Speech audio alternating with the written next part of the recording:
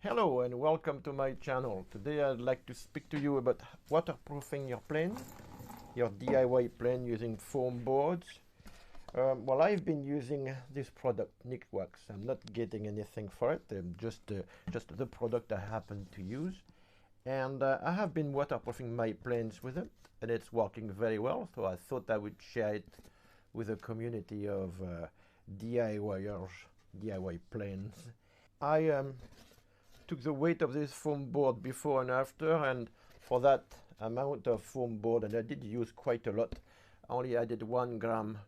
So I think it's a pretty effective, easy way to do it, and it dries very, very quickly. So if you forgot to do it before you're going to the hills, personally it has protected my planes very well against the water, and I have been being able to use my foam planes regularly, even on days which are not so dry. Well, that's it for today, folks. I hope you enjoyed that little video, and well, I could always use a few more subscribers, but only if you enjoyed it. See you later. Bye.